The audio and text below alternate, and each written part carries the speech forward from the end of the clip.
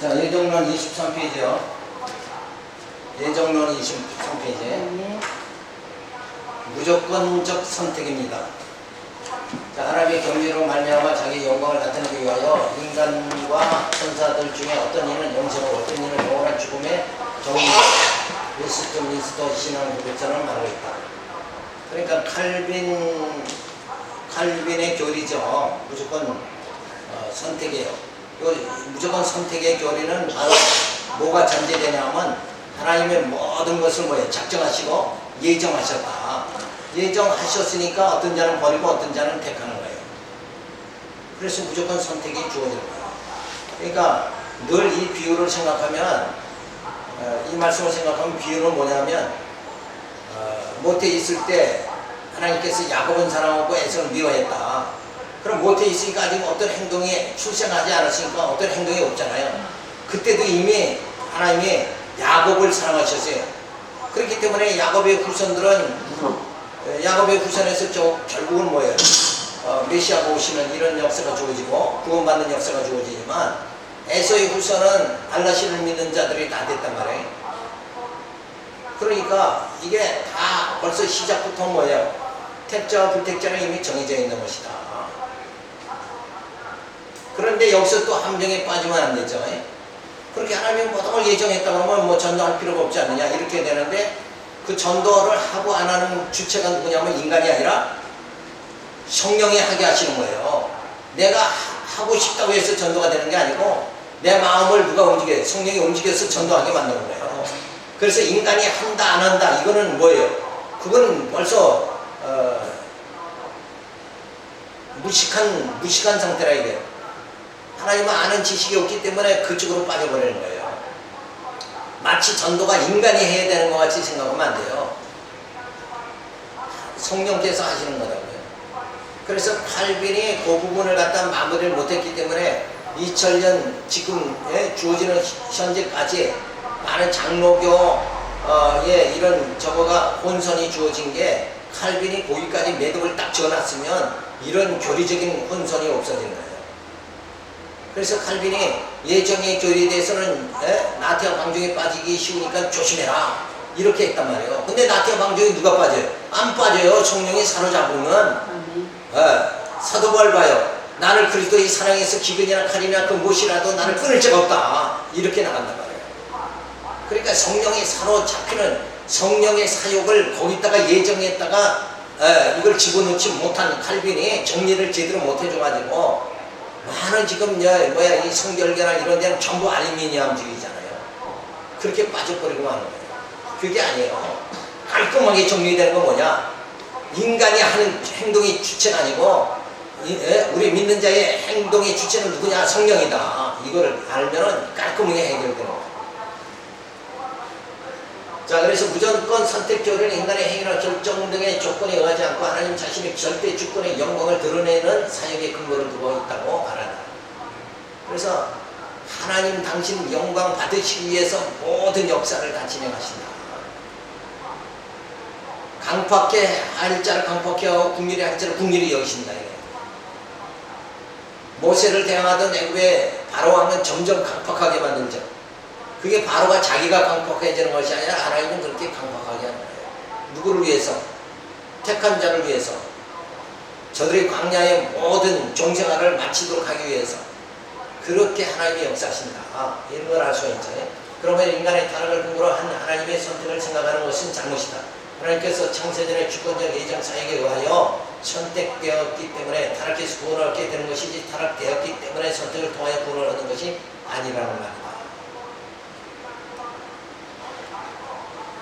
자, 그래서 이 구속사의 원리는 뭐냐면, 하나님께서 예수를 보내준 건 인간을 구원하기 위해서 예수를 보냈다.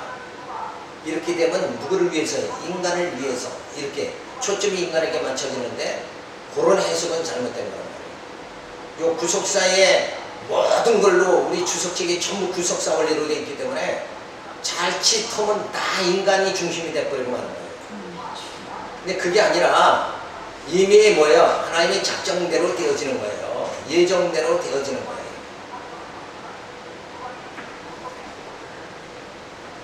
그래서 어떤 자는 선택하고 어떤 자는 뭐예요? 유기시키는 것. 선택과 유기가 결국은 다 정해져 있는 것이다. 작정대로 되어지는 거다. 그래서 아무리 인간이 똑똑해서 구원받는 것이 아니라 하나님이 구원할 자로 예정됐기 때문에 구원받는 거다. 근데 구원하기로 예정된 자가 타락의 길을 간다. 그러면 하나님께 그를 매를 들어서라도 돌이키게 만드시는 거다. 그래서 만들어가지고 하나님 구원시킨다.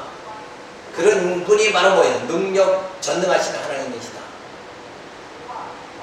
그래서 인간이 잘하면 하나님이 눈치를 봐가지고 인간이 저놈이 잘하면 구원하고 저놈이 못하면 구원 안 하고 이러는 게 아니다.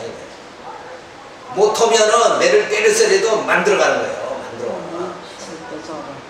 그래서 구원은 반드시 택한 자는 반드시 구원받게 만드신다.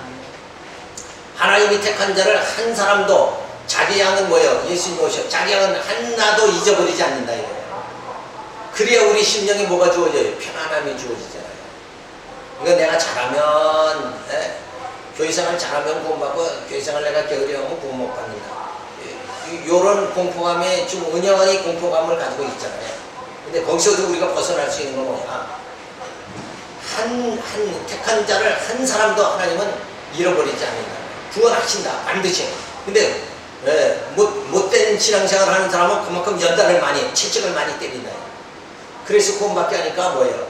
지혜로운 자는 성경을 보고 깨닫고 이렇게 하면 하나님한테 매맞겠구나 이렇게 생각해서 미련한 짓을 안 한다 이거예요. 그게 지혜자다.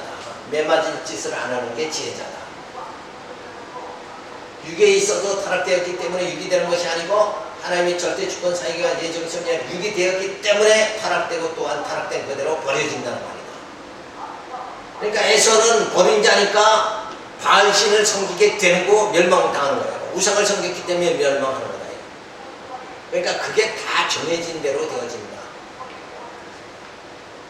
따라서 예정 사역을 타락에 근거하지 말고 절대 주권적 예정 사역에 의한 선택을 생각해야 한다. 그래서 토기장의 비유를 늘 우리가 생각하면 돼요. 토기장이가 귀한 그릇을 만들든 천한 그릇을 만들든 어떤 자는 선택하든 어떤 자는 유기시키든 어떤 자는 강팍하게 하든 어떤 자는 국리를 여기든 누구 마음이에요? 그것이 하나님 마음이다. 주인의 마음. 주인 마음이에요. 운전기사가 이 길로 가든 저 길로 가든 운전수 마음이잖아요. 마찬가지로 하나님의 마음대로 하시는 거예요. 근데 우리가 그 가운데 버림받은 자가 아니라 뭐예요? 택함받은 자가 여기에 강력하는 거예요. 나를 택해 주세요. 요거 요청한 것도 아닌데 하나님께서 예정하시고 우리를 이렇게 말씀 듣게 하고 그리고 하나님을 점점 신지식을 알게 해가지고 구원에 이루도록 만들어 주시니까 우리는 뭐예요? 감사해야 되죠. 근데 알미니암 주의자는 인간이 부르심에 응하여 믿게 될 자들임을 미리 알고 선택하였다고 주장하여 인간이 선하게 살 수 있는 자유의지가 있다고 주장합니다.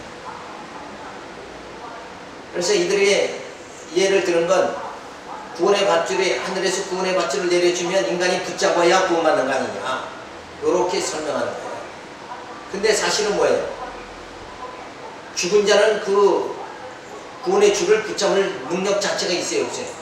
없는 거예요. 죽었던 자였단 말이에요. 죽은 자가 어떻게 붙잡느냐 이거예요. 영적으로는 도저히 아무것도 알지 못하는데 어떻게 예수를 영접하느냐. 근데 성령이 오셔서 예수를 영접하도록 우리 심령을 인도해 주시는 거예요. 그러니까 사느냐 죽느냐 하는 것을 결정권이 누구에게 있는 거예요? 하나님께 있는 것이다. 그래서 이 알미니암주의는 잘못된 거다. 이걸 분명히 알아야 돼요. 죽은 자는 말이 없는 거예요.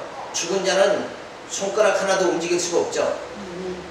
그러니까 아무리 하나님의 은혜를 준다고 해도 그걸 인간이 받고 안 받고를 할 수가 없는 거예요. 그래서 칼빈은 뭐라 그래요? 무조건 선택의 불가항력적 은총이다. 하나님의 은총을 베풀어 주시면 그거를 죽은 자는 거부를 못해요. 그냥 받아지는 거예요. 그래서 죽었던 영이 살게 되는 역사가 주어지는 거예요.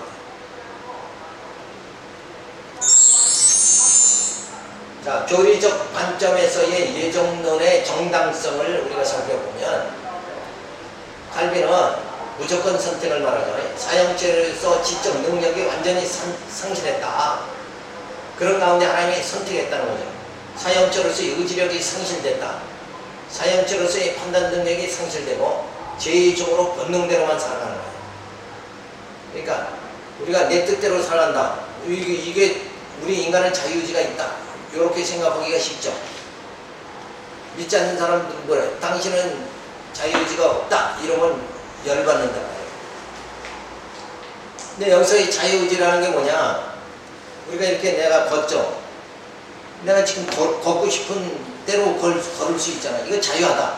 이렇게 보는 거예요. 근데 이거는 일반 은총 하에서 하나님이 주신 거예요. 숨 쉬고 살아갈 수 있도록. 이거 일반 은총이죠.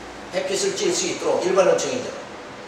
근데 여기서의 자유의지라는 게 뭐냐? 영적인 걸 말하는 거예요. 육체가 아니라. 인간은 다 육신의 떡만 구한다고 그랬죠. 영적인 떡을 구하지 않고. 그럼 마찬가지로 이 육적인 거를 지금 육적으로는 내가 먹고 싶을 때 먹고 자고 싶을 때 자죠. 근데 그게 육체로 하는 것은 뭘로 하는 거예요? 본능대로 하는 거예요. 자고 싶을 때 자고 졸음이 오면 그냥 자고, 그죠? 먹고 싶을 때 그냥 먹고. 요건 본능에 의해서 우리가 살아가는 거예요. 근데 우리가 영적으로는 뭐예요? 그건 영적인 자유라는 건 뭔가 우리가 의인되고자 하는 거, 죄를 해결하는 문제, 우리가 구원받는 문제, 요거는 영적인 문제예요. 그건 육체의 문제가 아니에요. 근데 육체적으로 움직이는, 본능대로 움직이는 사람은 뭐예요? 의인 될 수가 없어요. 욕망대로 살아가니까 의인 될 수가 없고, 그리고 구원받을 수가 없죠. 그러니까 이 영적인 문제는 하나님께서 뭐예요? 예수 그리스도 보내고 성령 보내가지고 교회 세워가지고 진리를 깨닫게 해서 우리를 구원에 이르게 만든단 말이에요. 그러니까 영적인 모든 일을 누가 다 하는 거예요? 하나님이 다 하신다. 우리가 할 수 있는 건 뭐예요? 우리는 그냥 먹고 싶을 때 먹고, 이 동물적인 이 본능대로만 살아갈 수 있는 거. 요거는 자유죠. 그 안에서는 자유예요. 먹고 싶을 때 먹는 거 자유 아닙니까? 근데 그거는 육체의 자유란 말이에요.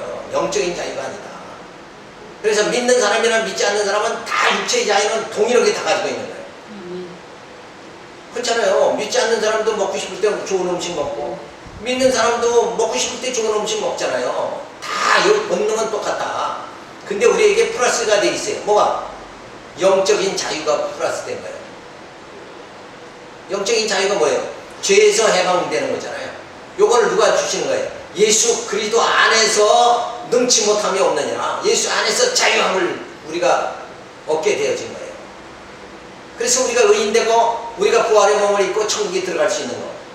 요거는 다 영적 일인데, 요거는 믿지 않는 자, 불택자들은 뭐예요? 본능대로 움직이다가 이거를 얻지를 못하는 거예요. 그래서 저들은 완전히 멸망당하는 거고, 우리는 뭐예요? 이 영적 자유함을 누리게 되어지는 거예요.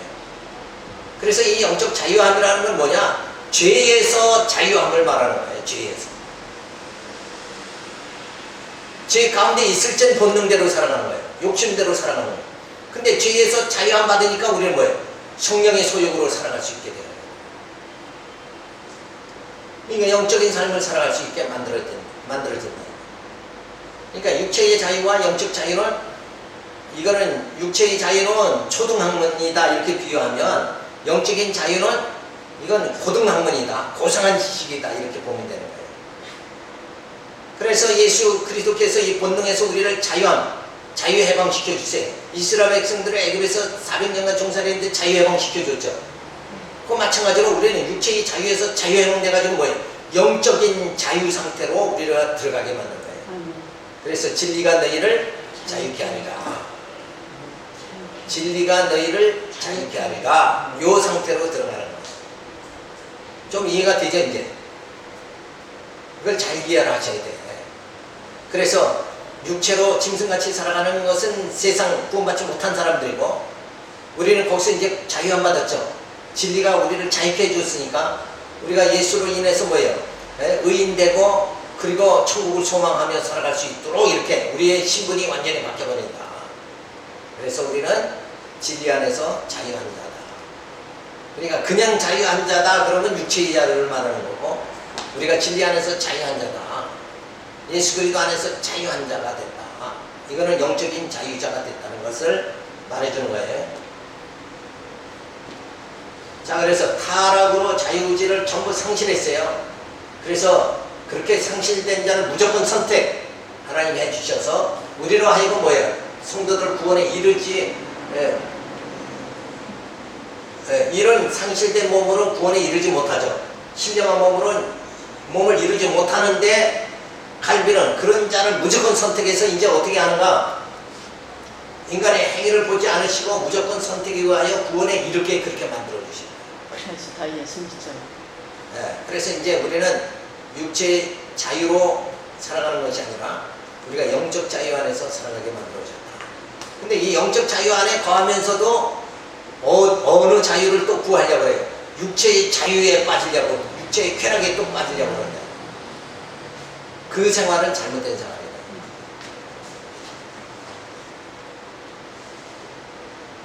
자, 예종론의 정당성이 입증되는 거예요.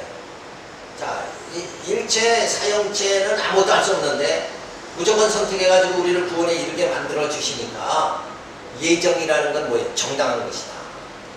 이게 틀림없는 거 아니에요.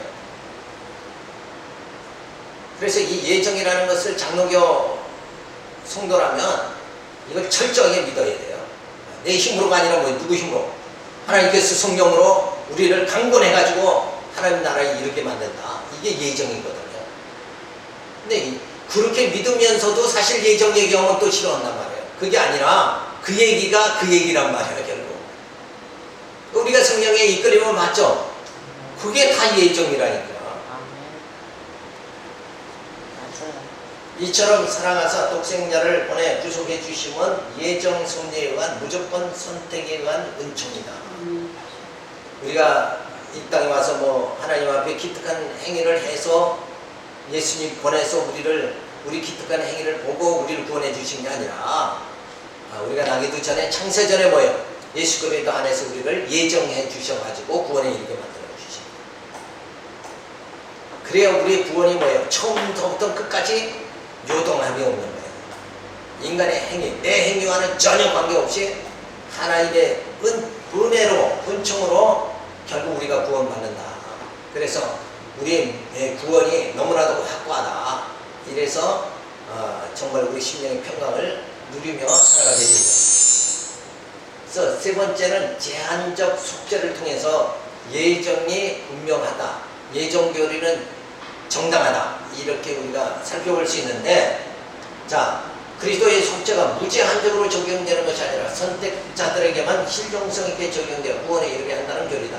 여기서 제한적이라는 말은 능력이 부족하다는 뜻이 아니라 그 능력이 적용이 택자에게만 제한적으로 적용한다는 말이다. 그러니까 이 세상 모든 사람을 구원하는 것이 아니라 결국 뭐예요? 택한 자만 구원하신다. 어느 게 맞겠어요? 예수님이 이 땅의 모든 죄인들을 구원하기 위해서 이 땅에 오셨다. 그게 아니라 택한 자, 자기 양, 양은 자기 목자의 음성을 듣는다. 그렇게 해서 택한 자만 구원받는다. 요게 맞는 말이지. 세상 모든 사람을 구원한다. 그러면은 불교 믿는 사람도 구원해 있죠. 알라신을 믿는 사람도 구원해야 되죠. 그럼 이 땅에 이단을 배척할 필요가 뭐 있어요? 이단이라는 단어 자체가 필요 없는 거예요. 그거. 세상 모든 사람을 다 구원한다 그러면 스님도 구원하고 신부도 구원하고 알라신을 믿는 사람도 다 구원하고. 근데 그게 아니잖아요. 모태에 있던 뭐예요? 야곱은 사랑하고 에서는 미워한다 하신 하나님. 이런 것만 봐도 뭐예요? 이거 예정이 분명하다는 거지. 어떻게 모두에 그때 당시에 모두라는 건 어떻게 해석한다고요? 예수 성경에 나오죠? 세상 모든 사람 이게 나오는데 그때의 모든 사람은 그때의 의미는 뭐냐면 그때 당시에는 유대인만 구원받는다는 사상이 있었죠. 유대인만 택한 자만 구원받는다 그랬는데 고넬료를 이방인의 집에 이방인의 집에 베드로를 보내가지고 고넬료의 집을 구원받게 하죠. 그러니까 또 사도 바울을 통해서 뭐예요? 이방인들을 다 아시아 반도 이방인들을 구원하죠. 그러니까 그 유대인이나 이방인이나 모두를 구원해 주시는 분이 바로 하나님이시다. 그걸 말할 때 세상 모든 사람 이렇게 말하는 거예요. 근데 거기 그 의미 자체는 유대인이나 이방인이나 바로 유대인이나 헬라인이나 그거 관계없이 겉사람의 그 모습과 관계없이 누구를 영접한 자, 예수를 영접한 자는 다 구원받는다 이거예요. 세상 모든 사람, 거기에는 누구 영접한 사람, 예수를 영접한 모든 사람은 구원받는다 이런 의미란 말이에요. 거기 성경에 나타나는 세상 의미는 바로 그렇게 해석을 해야지. 그런 의미로 성경이 기록된 건데 그거를 단어만 보고 야 예수님은 그냥 세상 모든 사람을 구원하기로 왔다. 그래가지고 요새 종교다운지 WCC가 나타나가지고 스님도 신부도 우리 다 같은 자리에 다 누가 제일 큰 분이 예수고 예수님이 요 작은 형제들을 다 구원하려고 왔다 이렇게 생각한다. 근데 우리가 해석하는 건 그게 아니고 예수를 영접한 자는 헬라인이 됐든 유대인이 됐든 세상 모든 사람을 다 구원하신다. 전제가 뭐예요? 예수 영접한 자라고 하는 거예요. 그러면 스님이 예수 영접하겠어요? 안 하겠어요? 안 했죠. 죽어도 안 할 거 아니에요. 그러니까 군복 받는다니까. 벌써 교리의 모순성이 드러나죠. WCC의 모순성이 그냥 드러나는 거예요. 아니 뭐 세상 모든 사람이 다 구원받는다 그러는데 그러면 부처도 예수를 영접하냐고요. 아니 영접 안 하잖아. 스님이 예수 영접해요? 그건 아니잖아. 영접하니까 초대했겠지 목사님을. 절로. 그냥 그거는 우리 서로 같이 화합하자. 화합하자, 연합하자. 그래서 이 세상을 뭐요? 종교인들이 싸우지 말고 이거지. 종교인들이 서로 네가 옳다 내가 옳다 이러지 말고 저기 하지 말고 화합하는 모습을 세상에 보이자 이런 그래요. 주의란 말이에요. 근데 우리는 세상에 보기 좋게 하는 게 우리의 목적이 아니라 그렇죠. 구원받는 게 목적이 아니냐 이거예요. 예수 영접하고 구원받는다. 아멘. 그래서 우리가 예수 안에서 한 형제 된다는 게 그렇게 중요한 거란 말이에요. 그러면 똑같이 예수를 영접한 자가 형제 되는 거지 스님이 어떻게 형제가 되느냐 이거예요. 말도 안 되는 소리를 그렇게 해서 사람들의 그 뭐 인기, 세계 평화를 구축하고 이런데 의미를 두고 살아가는 그런 사람들은 결국은 이단이다 이렇게 볼 수밖에 없는 거예요. 자, 그래서 갈빈주의는 그리스도의 숙제의 능력에 대한 효과 면에서나 사역 면에서 충족성과 완전성을 인정할 뿐만 아니라 유효적으로 구원까지 보증하는 완전한 하나님의 절대적 능력으로 본다. 그래서 따라서 그리스도의 숙제가 실질에 있어서 양적으로 완전하고 충족하지만 그 적용에 있어서 하나님의 절대 주권적 사역의 예정 섭리를 따라 하나님 자신이 적용 범위 양을 제한하셨다는 사실이다. 택자는 선택하여 구원하고 불택자는 버리시는 것이 하나님의 절대 주권에 의한 것이며 예정 섭리에 의한 것이다. 그러니까 이 속죄 사역이 택한 자에게만 주어진다. 그렇게 제한적으로 예수님이 하신 거지 예수님 자신이 능력이 없어서 그런 건 아니다. 이런 걸 말해주는 거예요. 그러니까 마치 예수님이 세상 모든 사람을 다 구원하기 위해서 오셨다 그러면 예수님이 능력이 많으신 분으로 이렇게 해서 예수님을 높여드리는 것 같지만 그게 사탄의 괴계에 불과한 것이다. 그래서 연합이라는 게 우리가 예수 안에서 예수 안에서 하나 되는 거죠. 교회 안에서 하나 되는 거지. 불당에 가서 하나 되자고 해봤자 그건 되는 게 아니다. 그래서 알미니안주의는 이들은 숙제의 무제한적으로 전 인류 전체에 적용시켜 숙제의 보편성을 강조한다.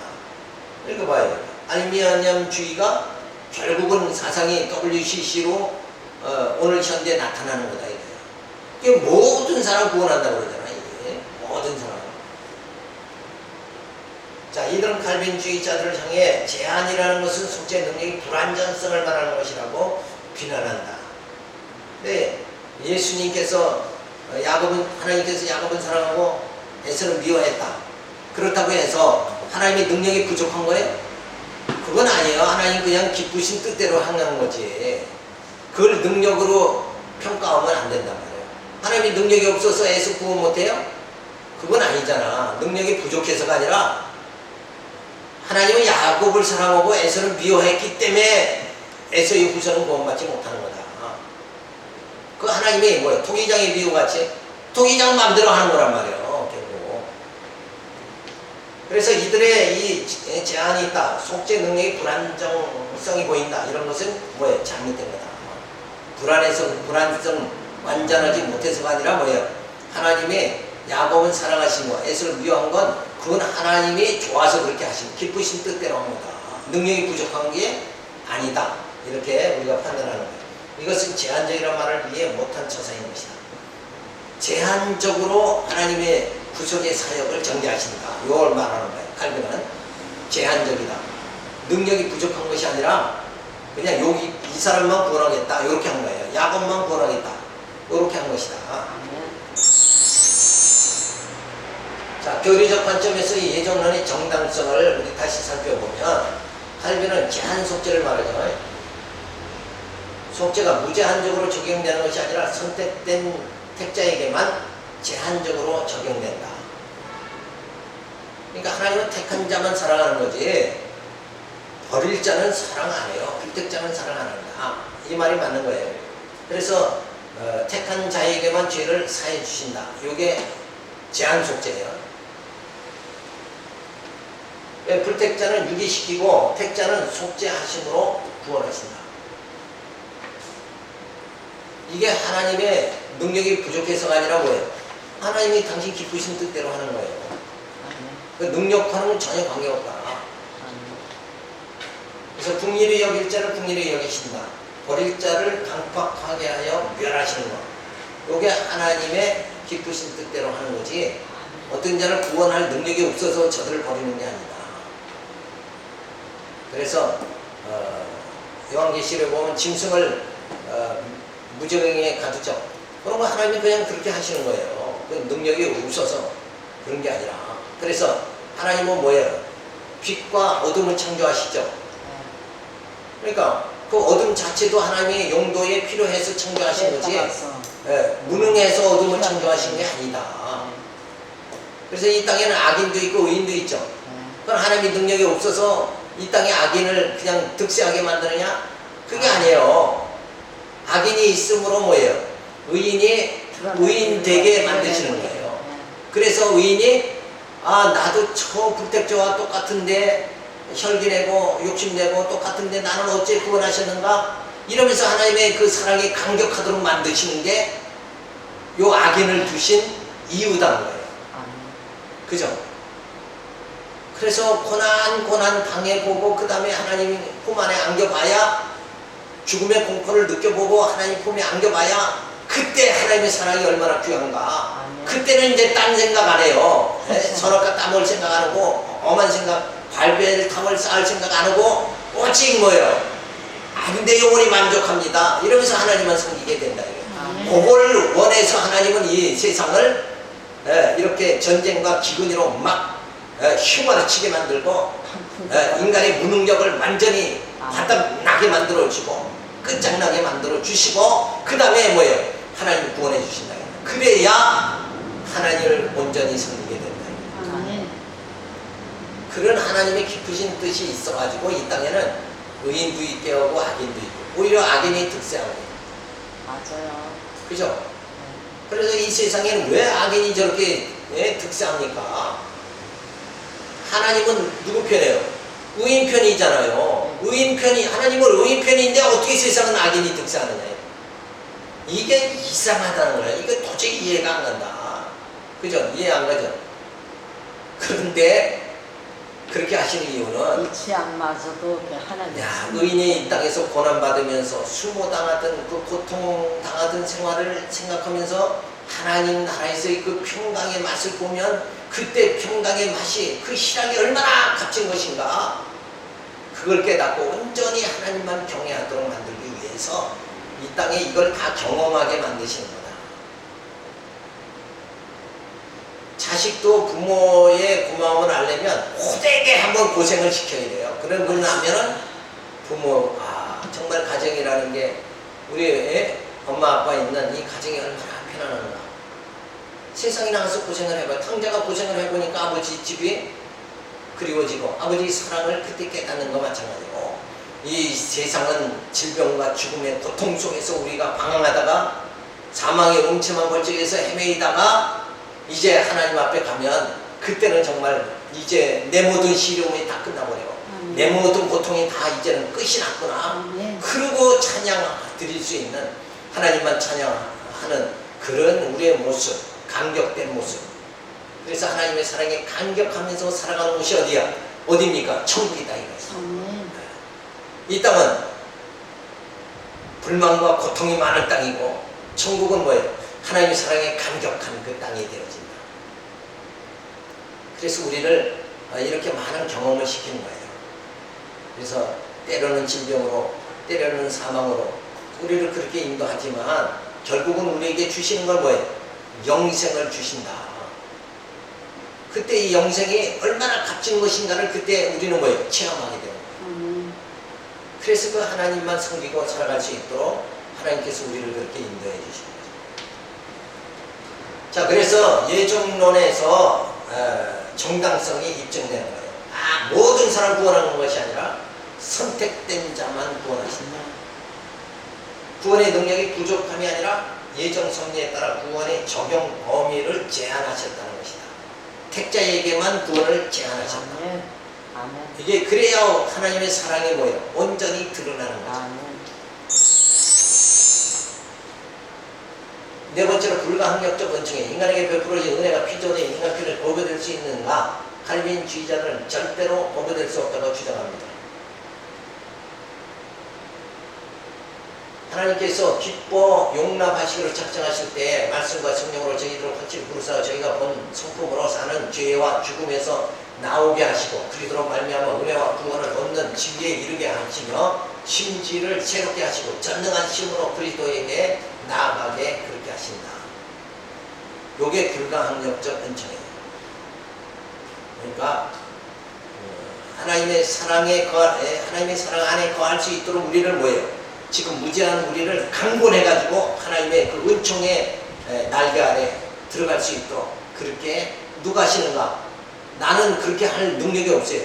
그런데 하나님께서 딱 붙잡아가지고 나를 그렇게 인도해 주신다. 하나님의 은총의 세계로 들어가도록 그렇게 만들어 주신다. 그래서 인간은 그걸 거부할 능력 자체가 없다. 하나님의 은혜가 내게 주어지면 난 거부할 자체가 없다. 그리고 또 사실은 뭐예요? 하나님 은혜를 받았는데 은혜를 거부할 자가 어디 있어요? 그래서 이게 불가항력적 은총이다. 그러므로 불가항력적 은총 하나님이 절대 주권 사역에 근거한 예정 섭리 가운데서 선택자에게 베풀어진 특별한 은혜 사역인 것이다. 야곱의 축복, 요셉의 애굽에서 총리가 된 사건들은 하나님의 불가항력적 은총인 것이다. 또한 오순절의 성령 강림, 바울의 소명 등도 불가항력적 은총인 것이다. 그러니까 야곱이 축복받고 요셉이 애굽에서 총리가 되는 거, 이거 하나님이 강권적으로 다 일어나는 거예요. 단독 사역이란 말이에요. 하나님 승리 가운데 이루시는 그렇죠? 그러니까 하나님은 높일 자를 높이고 낮춘 자를 낮추시는 거예요. 교만한 자는 낮추시고 겸손한 자를 높이신다. 그때 겸손 자체가 뭐예요? 예수를 영접한 자, 그렇죠. 사역을 쫓지 않고 진리를 쫓아 예수를 영접한 자가 바로 겸손한 자예요. 아멘. 자, 그 겸손한 자를 하나님 높이신다. 요셉이 총리가 되게 하시는 거, 그건 뭐예요? 그게 하나님의 섭리다. 그러니까 요셉이 총리가 됐다는 것은 결국 예수님이 십자가에 죽으시고 부활 승천하심을 말해줘요. 그러니까 우리도 뭐예요? 우리도 높이시죠? 우리가 또 부활함을 받죠? 그때 우리도 다 높아지는 거예요. 그렇게 하시는 건 뭘로 주어지는 거예요? 하나님의 불가항력적 은총으로 주어지는 거예요. 자, 그런데 알면 거칠을 수 있다 주장하면서 부르심, 중생, 회개 등을 자유의지의 협력이 있어야지 하나님 자신만의 사역으로 아무런 결과도 얻을 수 없다고 주장한다. 여기에 다 인간이 호응해야 된다. 하나님 부르심은 인간이 달려가야 되지 않느냐, 이렇게 생각하는데 영적으로 우린 죽은 자이기 때문에 하나님에 갈 수도 없어요. 그 음성을 들을 수도 없죠. 근데 예수님이 오셔서 죽은 자를 살리고 성경으로 우리 거듭나게 하시니까 하나님의 음성을 들을 수 있게 돼 만들어줘요. 그래서 진리를 깨닫게 만들어주시는 거죠. 자, 그래서 교리적 관점에서 예정론의 정당성을 보면 칼빈은 불가항력적 은총, 사형체로 지적 능력 상실, 사형체로 판단 능력 상실, 사형체로서의 의지력이 상실된 자들이 죄 가운데 있는 자들인데 그런 자들에게 죄와 죽음에서 나오지 못하죠. 은혜를 거부하거나 선택치 못합니다. 그런데 하나님께서 절대 주권 사역에 예정된 자를 불가항력적 은총에 의하여 구원해버립니다. 죽었던 자를 살려버리는 거예요. 이게 은총이죠. 영적으로 무지한 자를 영적으로 하나님을 알 수 있게, 신지식을 알 수 있게 만들어 주시는 성령의 사역, 이게 바로 불가항력적 은총이다. 그렇기 때문에 예정론의 정당성이 이미 입증되어버리고 하는 거예요. 그러니까 인간의 어떤 능력과 관계없이 하나님의 특별 불가항력 은총에 의해서 우리가 구원에 이르도록 만든다. 그러니까 예정된 자를 구원하시는 하나님의 능력, 이 예정, 이게 정당한 거다. 자, 영적으로 죽었으니 소망도 없고 본능에 의해 살아갈 뿐이니 하나님의 국률만을 바랄 뿐이다. 우리는 죽었다 깨어나도 본능대로 살아가는 거예요. 본능대로 살다 보면 어디로 가는 거예요? 어둠으로 가는 거예요. 죄 짓고 어둠으로 가는 거예요. 탐욕대로 살다가는 어둠으로 가는 거예요. 그런데 우리를 그 길 가지 않게 하고 그 길을 거슬려 가지고 왜? 우리는 그 영생의 길을 갈 수 있도록 만들어 주신다. 그래서 이제 죽음으로 향하던 우리를 지금 이제 영생의 길로 가도록, 생명의 길로 가도록 만들어 주신 거, 그게 바로 뭐예요? 하나님의 특별 불가항력적인 은총이다. 그래서 그 은총을 받았기 때문에 우리가 구원에 이르게 되어진다. 아멘. 그래서 예정론이라는 건 정당한 거다. 이렇게 우리가 살펴볼 수가 있는 거예요. 자, 여기까지 하고 마칩니다. 기도합니다. 하나님의 감사를 드립니다. 주신 교화 말씀 저희가 되새김질을 하면서 더욱더 이 놀라운